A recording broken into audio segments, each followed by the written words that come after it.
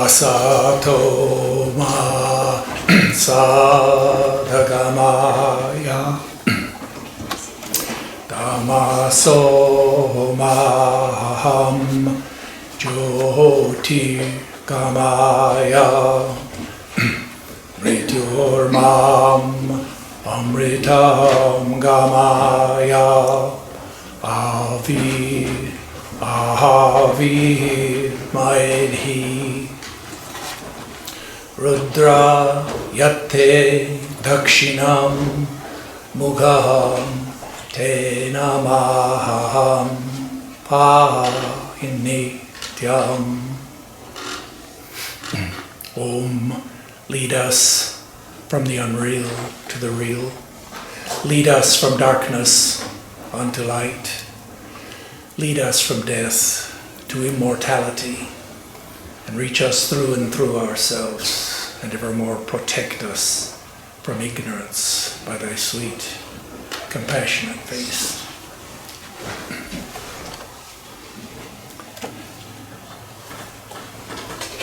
So my subject this morning is moral philosophy.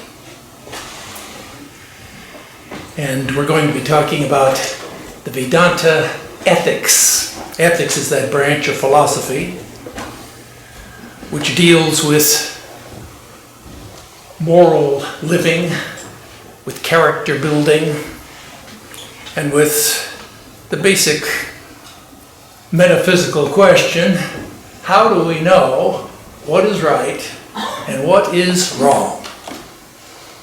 It's a question and a subject that we will all be interested in, because we are interested in personal growth and in spiritual practice and in self-realization, and all of the different forms of yoga sadhana have as their prerequisite, as their foundational teaching, that we be established in moral and ethical living.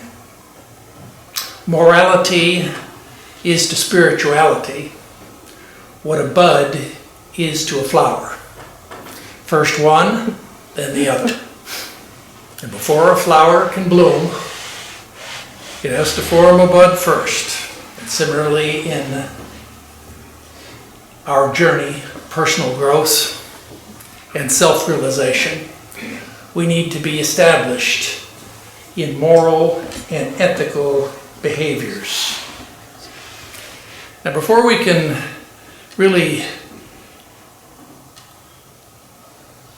define our conception of what is the good, what is the right thing to do, we need to answer the first question of ethics, which is, what is the ultimate good? What is the summum bonum? What is the goal of purpose of our lives? Where are we going? Before we can get some moral, get our moral bearings, we need to define what is our destination. And it's like the man. I often give the analogy of the man who, galloping on horseback, very eager to reach his goal, he comes to a crossroads and he asks a passerby, which way should I go? And of course the man, his reply, of course, his counter question is, well, it depends. It depends on where you're going. So similarly it is with us. We have to define what is our goal. What is the purpose of life? Now, the purpose of life is something which is, it's an idea that comes to us really in this form from the wisdom of the East. Everyone has goals in their lives, short-term goals, long-term goals. Many surveys have been done of people. What is your goal? What is your purpose? Well, to buy a new house, to get married, to settle down, to to play with my grandchildren. All of these are short-term and long-term goals of life.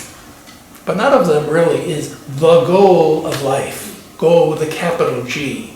What is the purpose of our life?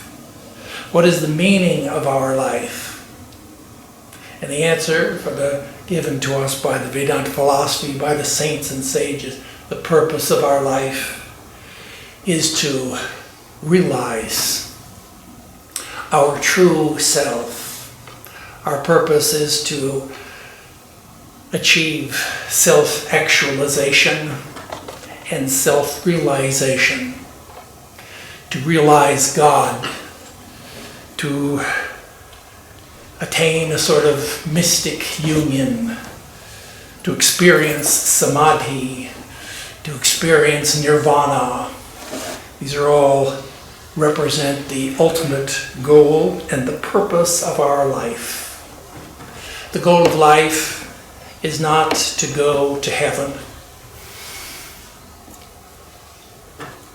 And of course we may go to heaven. We may go to heaven. A great cycle of things, great cycle of transmigration. In Indian philosophy, we believe in heaven and hell. Yeah, they're there. But none of that are in our course of our journey, although we pass through those locations, none of them are eternal. We come back and return to the karma bhumi to continue our journey. So when we're talking here about the goal of life, we're really talking, of course, about the goal not of this particular life, but a goal of life after life. And the goal of our life, goal with a capital G, is not to go to heaven.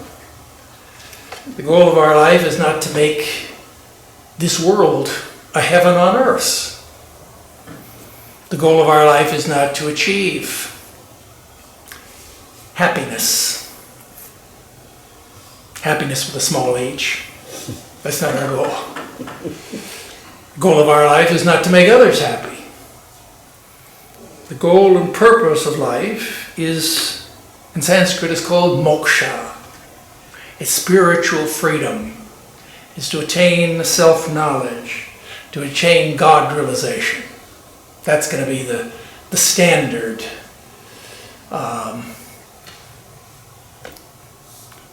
We can visualize, I like to use the analogy of the mountain, that our spiritual life is a mountain path, it's a mountain journey. And we can visualize a great mountain. On that mountain, all of humanity. There's only one mountain. There are not many on the landscape. There's really only one. And all the rest are foothills. They lead up onto the great, on that mountain, all of humanity is wending their way onward and upward. At the top of the mountain there is a shining city, the immortal city of Brahman, the city on the hill. We look up, we see that great, our goal. That's our goal and our destination. All human beings are struggling to ascend the mountain, to climb up that mountain. But as we look on that, we see it seems to be kind of like a chaos, because some are moving onward and upward in a straight path. Others seem to be going in the opposite direction, round and about. Those who are climbing, all human beings are climbing unconsciously. That is, consciously or unconsciously, we're all struggling to reach that immortal city of Brahma. Most people are struggling unconsciously. Spiritual life is all about learning to struggle consciously, intentionally, purposefully, efficiently, so that we avoid confusion and we move onward to the top of the mountain.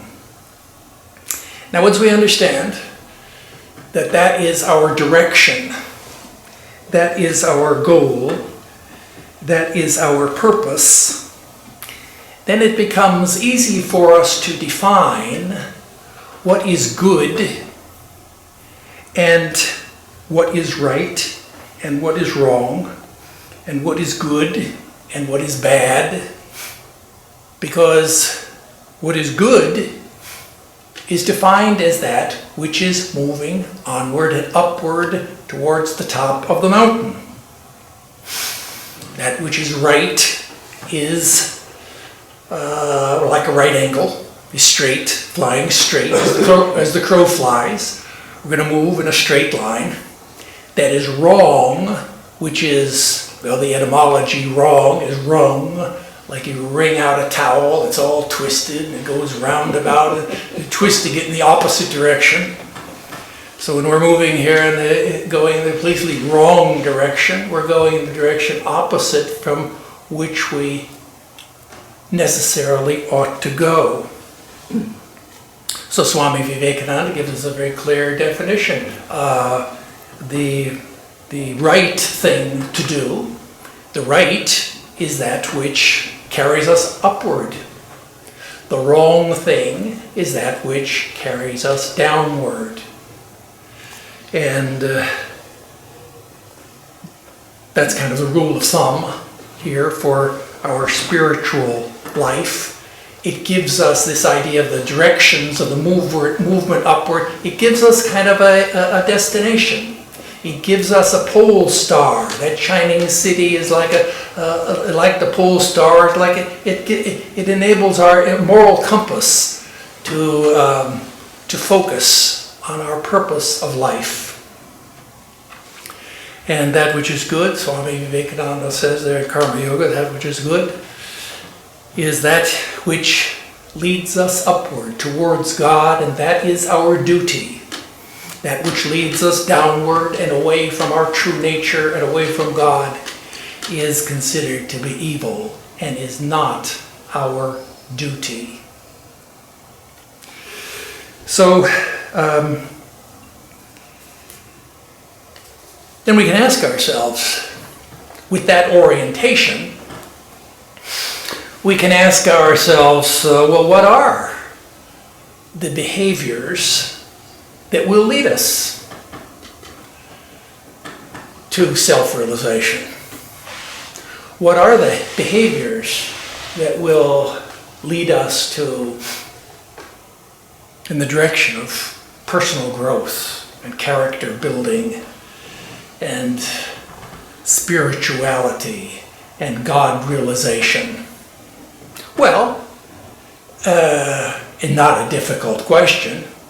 It's not a question you need to have any kind of a PhD in philosophy of ethics in order to answer, because we all know pretty much what is right and what is wrong. What's the right thing to do? We all learned that the right thing to do, follow the 10 Commandments, avoid the 7 deadly sins, be unselfish, be a good Boy Scout, helpful, friendly, courteous, kind, obedient, cheerful. Those are all lists. There you go. There you memorize the whole list of sterling character building religious, spiritual virtues right there. And follow the golden rule, doing unto others as we'd have them do unto us, that is, the being unselfish. These are the behaviors which we know will lead us forward, and which are moral and ethical behaviors, moral and ethical teachings, generally avoiding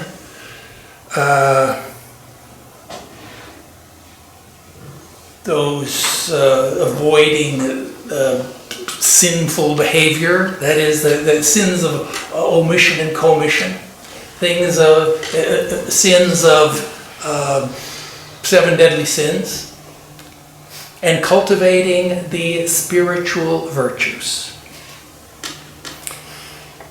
And well, all religions of the world, and in fact all the people in the world, regardless of their their religion, or their nationality, or their culture, or their gender, completely agree on what is moral behavior.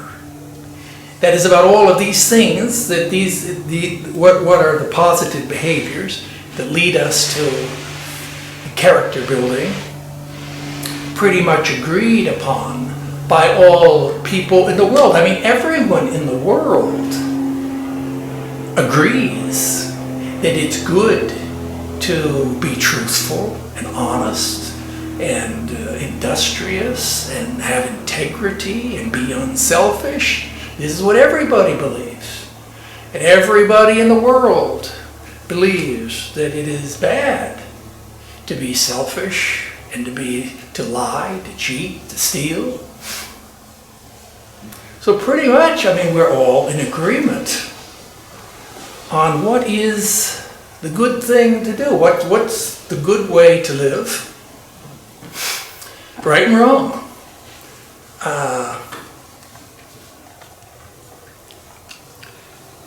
And so there's a kind of a universal moral agreement about the nature of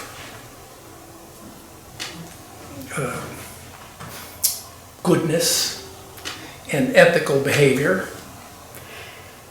We could call it a kind of, in Sanskrit it's called sadharana dharma. That means universal moral values. There are universal, this is a teaching of Vedanta philosophy, that it's called moral universalism. There are universal moral values that are shared by all human beings by nature of their human nature. We have a human nature. That's a tenet. Well, that's kind of like a philosophy.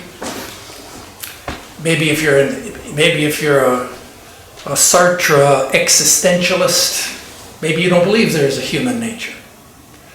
But in the wisdom of the East teaches us that we have a human nature, that we have there are certain characteristics of our nature which determine our intuition of what is right and what is wrong and what is good and what is bad. And so we all agree on many of those things, but when it comes to, that is, we all agree on the ideal. But when it comes to realizing the ideal, when it comes to implementing our ideals and living an ideal life, then we find that there are difficulties. We find that there are disagreements. And in fact, although there is universal agreement maybe about what is good on some level, well, the devil is in the details. That is, everybody may agree that it is good, or that everybody may agree that, as it says, that you should not kill, thou shalt not kill. But what if you are a soldier in an army? Everybody agrees that you should not lie. But what if that lying will save a life? Everyone agrees that you should play fair. But who's to decide what is fair? And so like this, there are problems arise in the discussion of ethics. This is why then ethics then becomes, as we begin to move deeper into the forest, we begin to find that we're beginning to lose our bearings. And this Vedanta philosophy is called moral universalism. That is, that moral universalism means that everyone, that every individual in a similar circumstance, regardless of their nationality, or their race, or their gender, or their culture. The standards are the same. There's a universal, there is a great equality of moral standards. And this idea of moral universalism, it's a tenet of what they call meta-ethics. Meta-ethics means second-level ethical teachings. Meta-ethics is not normative ethics. That means all of our discussion so far is about meta-ethics. It does not give us a neat criteria chart for what to do in any particular situation. That is, it's defining for us what is the good. It's kind of the philosophy of morality. It's defining what is good. It's giving us the overview, but it's not giving us a nice, neat touchstone for deciding on every particular occasion what behavior is right and what behavior is wrong. The fact is that we live, these are a discussion in the ideal realm. When we come down to practical living, the fact is that we live in a relative world. And that everything depends on time, place, and fitness of circumstance. And that although there are general truths which apply universally to all men, these truths become practical only when we are able to allow for room for interpretation, when we're able to allow for the conflict of dharmas, and we become to understand that sometimes circumstances alter cases. So let's look at that a little bit. Today we live in the United States, and we all subscribe to the Constitution of the United States of America. There are set forth the principles. It's the law, the basic universal principles upon which our country is founded. And it's the rule of law. It's the rule by the social contract, we all implicitly subscribe to, that we all believe in. And but we know too that when it comes to the Constitution, that oftentimes, that although everyone agrees that a Constitution is a wonderful document, yes, we agree with everything it says in there, but people have different, it means different things to different people.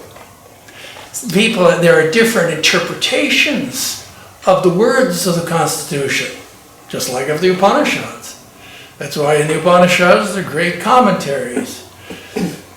We often speak about the three great commentaries on the Upanishads, but each one of those has got a whole list of others, bhashas and glosses and other commentaries. All orthodox Vedantins accept the Vedas as the ultimate authority. We all agree on that. But all Vedantins also put their own interpretation on those verses. And so we come up with a lot of different variations on those themes. Once upon a time, the gods and the men, and the Dima read there in the Brihad Aranyaka Upanishad, the gods and the men. three classes of beings in the universe. Gods, men, and the demons.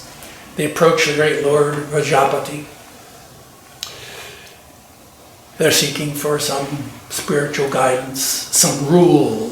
They want a rule by which they can live their lives. And see, as you will see, if you haven't already seen, this Vedanta philosophy, this Vedantic ethics sometimes it's called, the Greeks used to call it virtue ethics. That is to say, it's a form of a code of morality which has nothing to do with more rules. You can't determine what is good empirically or rationally. And it's radically different from utilitarianism, which is kind of the default ethical code of the Western world. Radically different from the Kantian deontology. And closely akin to the virtue ethics of the Greeks and the ancient Chinese and the Buddhists, but not exactly. So it's difficult for us to put a label on it. Well, in any case, the gods went to the Prajapati. All of them asked him, "Sir, what is your advice on how we should live?" They waited and they prayed and they did sadhana and they prayed again, and pretty soon they heard the thunder roll and the lightning flashed, and the voice of the Lord Prajapati replied, "Duh, duh, duh." That was the teaching. The gods hearing that, everybody's looking back. What does he mean? What does he mean? Da. The gods said, dhammeti datta dadvam. That is the gods saying, well, obviously, he means dhammeta. He means that we have such great power, and that we have to be careful not to use that power unwisely. We need to control ourselves. And the men hearing that da, these are all plays on Sanskrit roots, right? Da means datta, means obviously he's teaching us to be generous, to practice charity. And the demons hearing that, danya, datta, dhammeta, datta, dadvam, he said, yes, he's telling us, be compassionate. And so like this, all of the gods, the men and the demons, they went away satisfied. They got good teaching. And that's because Prajapati gave that principle. He gave the principle, but they allow room for interpretation. The principle holds true. So similarly comes to sometimes we find in moral life. Certainly, if you're a student of comparative ethics, you'll find that a good deal of the discussion is occupied with what is called the conflict of dharmas. In Sanskrit, it's called the dharma sankata. That is a clash of moral values. What do you do when two things are equally good or are equally bad? How would you decide what is what? You seem to be caught here in a double bind. You're caught in a dilemma. And there are many classic examples. Maybe that one classic example you know is that of the story of that young Jewish girl, Anne Frank. During World War II, there she is sequestered up, hidden with some other of her family up in an attic room of a German householder. He was a good Christian, but he secretly hid them in the attic, and one night, of course, the secret police came knocking at his door and they asked that crucial question, "Are you hiding any Jews here?" I hear the householder, now he's in a moral quandary. If he tells the truth, then he's certainly giving away their location. Certainly they will all die. If he lies, well, then you shouldn't lie. That's the breaking of the moral code. And so he's in a kind of a moral quandary as to what to do. This is a favorite discussion of ethical theorists. Actually, these situations arise very, very rarely in our practical life. And so we'd ask, well, what happens under such a circumstance?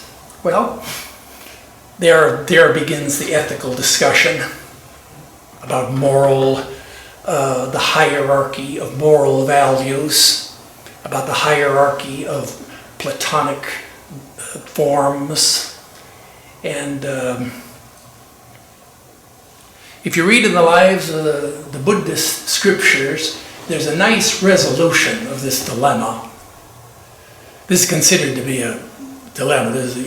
You can't solve this dilemma, but it was solved by, there's a story about King Ashoka. He was a great king of ancient India. And one day, he was the time of Buddha. And Buddhism was just becoming established in India. And he was in pursuit of a robber and a thief. And the king and his soldiers followed the criminal. The criminal took refuge in a Buddhist temple. And just as he was taken in by the Buddhist monks, by the abbot of the monastery, the King Ashoka arrived with his soldiers, come up to the door, demanded, "Is there a criminal, have you allowed a criminal to come and stay there in the temple?" And there stood the abbot. He was a Buddhist monk. He stood there, and the abbot, he's kind of the same answer, same dilemma, same question was being answered. "Are you hiding that criminal here?" And the Buddhist abbot said, "Oh, yes, Your Majesty." He said, "Oh, yes, we are. He stays here because this is a sanctuary of peace. And here he will stay, and here he will be safe as long as he is here. And if you want to take him, then you will have to kill me first." And so King Ashoka, seeing that, he was so impressed, he was so stunned at the spiritual courage of the monk that he was kind of taken aback. And he turned around and went back, began to think this over. Later he converted to Buddhism, recalling this incident, became maybe the greatest of the Indian kings during the Buddhist period, King Ashoka. So that's dharma sankata. So we're talking now about universal moral ethics and moral universalism, sometimes called moral objectivism, and how generally there are general truths which hold true, second level ethical, second tier level teachings. But when it comes to the first level, everyday particular events, we have to allow, where we live in a relative world, we allow room for interpretation. We allow for a conflict of dharma. Certainly we understand that sometimes circumstances alter cases.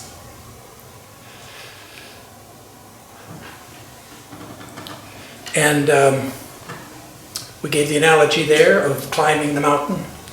The goal and purpose of our life is to climb the mountain. But we know too that there are many ways to climb. Our purpose is to reach the top, but there are many different paths and ways in which we could realize our end. That is, in climbing the mountain, someone could walk, someone could run, someone could ride a horse, Maybe someone could drive a car or up there, a car, drive a jeep, someone could take a helicopter. Many ways to get to the top of the mountain. And the goal is the same, but the paths, many of the paths are different. It depends, which path you take depends upon your karma, depends upon your dharma, depends upon your stage of evolution, where you're at in the journey. And circumstances will alter cases and will alter our conception of what is our swadharma. See, now we've moved here from second tier morality, second tier meta-ethics, to first level normative ethics. That's your swadharma. We all know what is good, but what do swadharma means, what do I personally, as an individual, do in this particular situation? That's the swadharma. These two go together, by the way. This is the general and the particular. This is in the theater of war. It's called the strategy. That's the generals. The tactics. Those are the sergeants, the privates on the battlefield. They're the ones who have to employ the tactics. The overall deep strategy is the generals. They're maybe pretty far removed from the actual battlefield. So we have the general and the particular work together.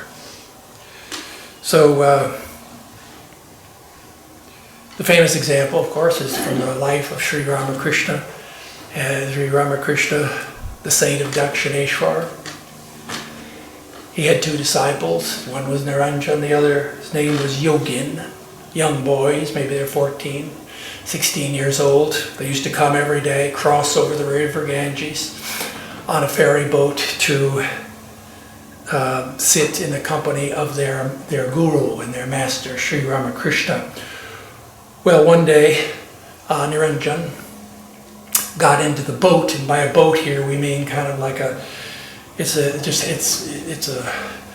like a large, there's a boatman. He has a long pole. There's no motor or anything. And he just warps out into the current in his large boat. Maybe holds 5-6 passengers. Niranjan is in the boat. There are two baniyas, that means two businessmen sitting up in the front of the boat. And they've heard about this saint of Dakshineshwar, who had, by the way, a very in his reputation at one time, Sri Ramakrishna's reputation among the locals was not very good. They thought they regarded him as being a madman and as corrupting the youth, very much like Socrates in Athens. And there's a lot of rumors. Often boys were warned not to go and visit Sri Ramakrishna. And Niranjan was on that day, and these businessmen were talking there in the boat as the boat plied out in the current, were criticizing the saint of Dakshineshwar. And Niranjan, hearing those words, he was a very strong-willed, impulsive, passionate boy. Hearing those words about his teacher, he said, "Do not speak like this of my guru and my spiritual master." Of course, those elders, hearing the boy, the impudent boy, speaking to them, they just laughed, and Niranjan, "Oh, you won't listen to me?" So he got up one foot on either side of the boat, began to rock the boat. "I'll sink the boat." And so like this, they saw it was very dangerous. You're out in the middle of the river Ganges. They reached the other side. Niranjan went there and seated before the Sri Ramakrishna master, related that incident. And on that occasion, Sri Ramakrishna scolded Niranjan, saying, "What? How impulsive of you! You should have been. It was very dangerous. You could have been a disaster. Sink that boat. You have to learn to control yourself. Don't do that in the future." Well, it so happened very soon afterwards that Yogin, another disciple, Sri Ramakrishna, in the same situation. He came down, was going to cross the river Ganges, got in that same boat. Those Banias were there in that boat. They began to talking about criticizing the saint of Dakshineshwar. But Yogin was a completely different temperament. He was mild-mannered, very soft,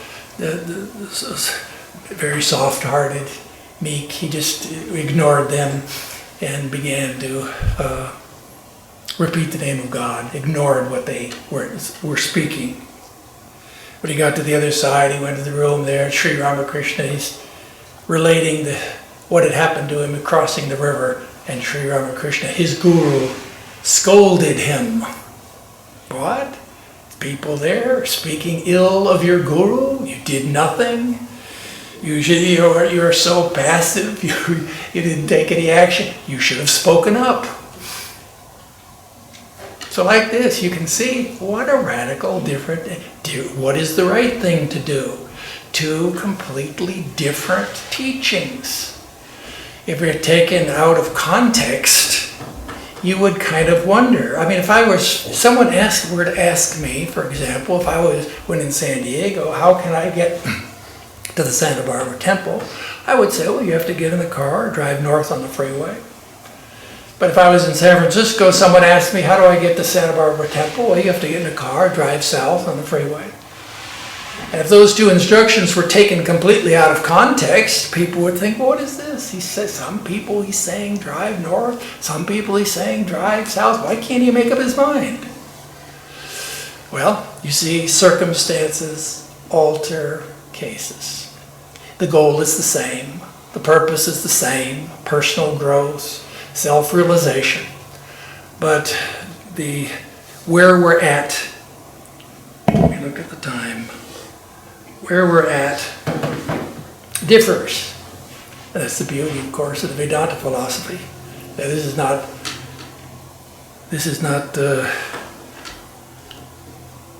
teaching where everyone has the same practice. That is, everything is we recognize. The yogi psychologists recognize that everyone has their own karma, there's their own dharma, their own psychology, and that everyone has their own path. And as many minds, so many paths. There are many paths to the top of the mountain. And although we all share the same goal, and although we all share the same values, each one of us has a different way, a different swadharma, a different means of realizing the ideal.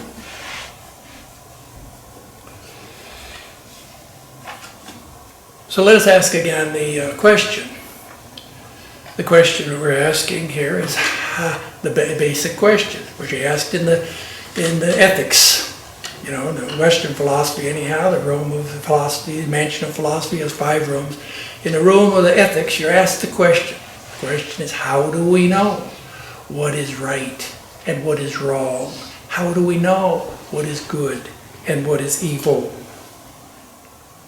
And we've seen that we can, through philosophy, we can define it in a meta-ethical context. But to bring it more,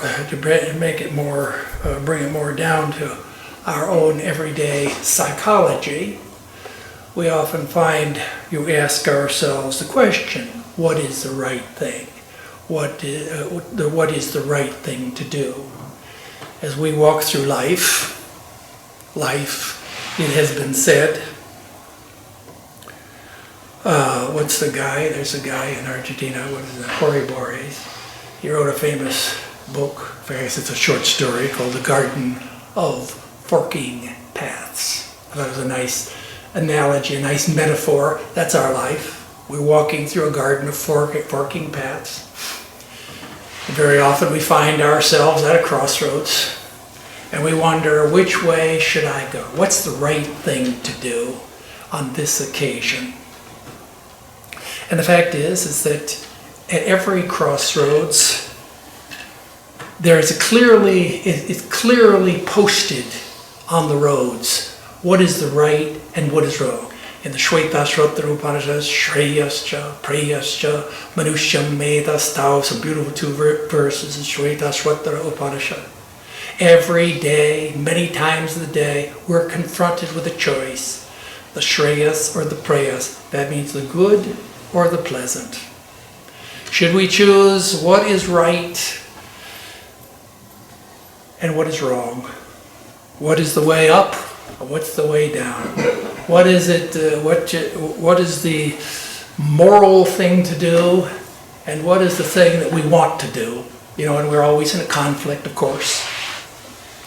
The conflict is between what we know and what we want. We know what's right, and yet we want to do something different. So the question is that they come to the crossroads, the Shreyash and the Preyas. How do we know what's right? The teaching of the Vedanta philosophy, this is a teaching which in metaethics is called moral intuitionism. That is, we know what the real way that we know what is right is not empirically, not rationally, but intuitively. That is, we have, just like a sense, we have within us a moral sense. And just as we have eyes and we can see, and we have ears and we can hear sounds, we can see sights, we can hear sounds, similarly we have a sense, we know, we can sense what is moral. And therefore at every crossroads we know very well what is right. There's no confusion. We know in our that is what is our guide. Let conscience be your guide. Let conscience be your guide. Now by conscience, of course, in yoga psychology, we don't mean the Freudian superego or some kind of secular Western psychologists have invalidated this whole idea of conscience as somehow some kind of a social construct. But all religions of the world, mystic traditions of the world, recognize that we have a conscience. That is, we have within us a voice of freedom within us. That is our higher self. That is our true self.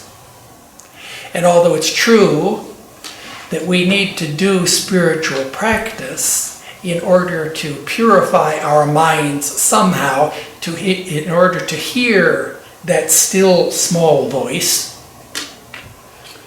nevertheless, if we were to consult our true conscience, it would clearly tell us what is right and what's wrong. And even it doesn't require that you be a saint or a great mystic at all. Everyone knows what's right. And we know what is by right here, of course, we mean, we're not talking about what is, it's not the conditional, but the moral, what is morally right. We know what's the good thing to do. And that's because we have that's their inner voice. That's the ultimate voice of authority of what is right. In Sanskrit it's called the Antaryaman, the inner controller. Everything is controlled by that inner voice of the self. It's the voice of your higher self, which immediately recognizes the right way to go.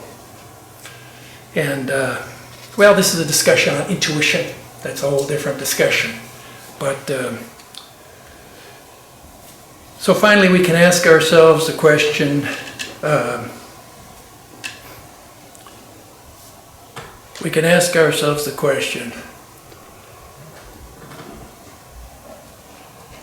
why should I be good?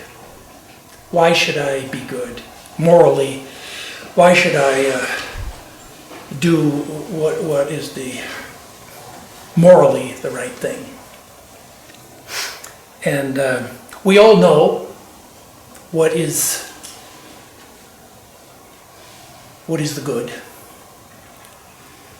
but somehow we don't do it. And the reason for that is kind of a mystery, because as if Plato, the Greek philosopher Plato, was strongly maintained that if you clearly know what is good, what's the right thing to do, then you will always do it. There's no confusion that if you do the wrong thing, it's just because of ignorance.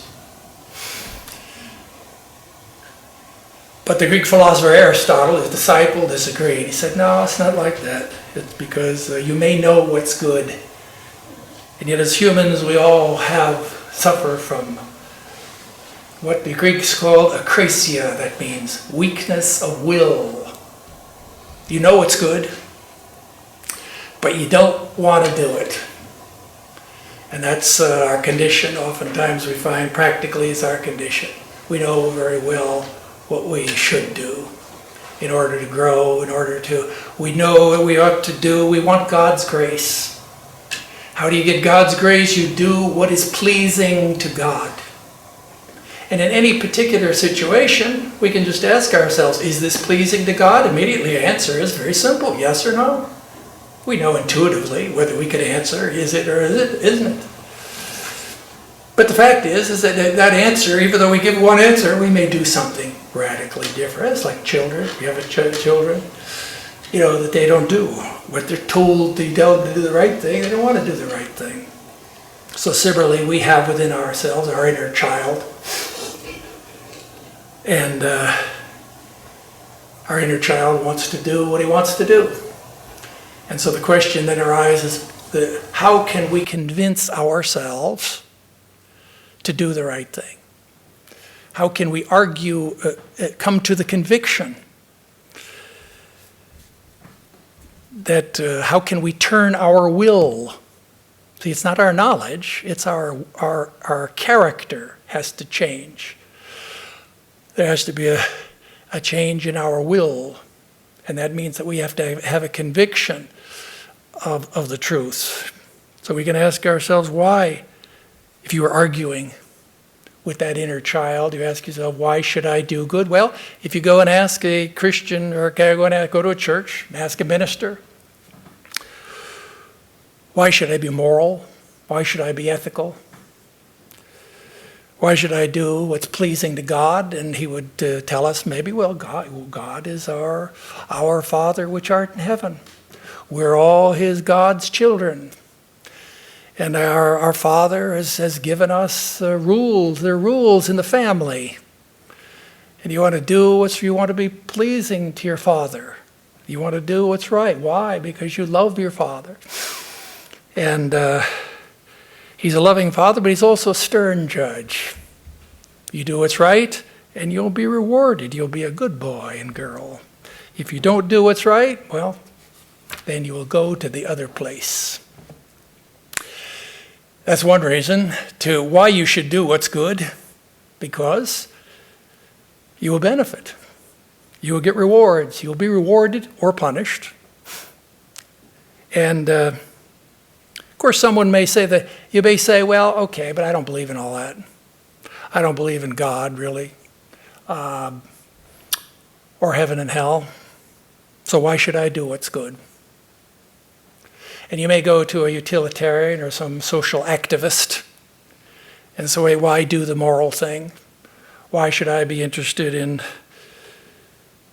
social justice or in moral living? Well, he would say maybe, well, we're all part of the human family, that no one is an island, that we're all connected together, that what affects one affects everyone altogether, and that we all ought to work, if only for our own enlightened self-interest. We should work for the happiness of the many and the welfare of the many. It's a good argument why we should be good. But if you're a skeptic, you may say, well, yeah, I really don't care. I really don't care about other people. I want to do what I want to do. And that's why ultimately we're kind of logically, we're kind of driven back to the foundational teaching of the Vedanta philosophy. It's the Vedanta philosophy which gives us the ultimate answer about why we should be moral, why we should be good. And that is because we are good. You should be good. Why? Because that is your true nature. virtue is its own reward. It's because you are acting in accord with the fundamental law of your own being, which is to be who you really are. You can't rest in life until you realize who you really are. You have to come into alignment with your true nature. So being good is like being healthy. You may say, well, why should I be healthy? Well, because that's what will make you happy. You will be happy, you will flourish, you will progress if you're healthy. Similarly, it is with moral and spiritual health. The argument is an intrinsic argument. It's an ontological argument from your true nature. You want happiness with a capital H. You want to be who you really are. You want to realize yourself. And the behaviors that associate and that are in alignment with your true nature are those behaviors that are called the moral virtues. And therefore, we talk here about moral philosophy from the wisdom of the East. Our goal and purpose is to realize our true self. The very best way that we can do that, the very foundational first steps that we can take in that direction, are becoming established in our own basic moral goodness. Om Dyo Shanti Antariksha Shanti Prithvi Shanti Apa Shanti Oshadaya Shanti Vanaspataya Shanti Vishwe Deva Shanti Brahma Shanti Saravam Shanti Shantireva Shanti Same Shantirehi Om Shanti Shanti Shanti. Om, peace is in heaven, peace is on the earth, peace is in the sky and in the waters. The herbs and plants and trees are full of peace. The gods are peaceful. May this eternal universal peace enter our souls and beings. Om, peace, peace, peace be unto us all.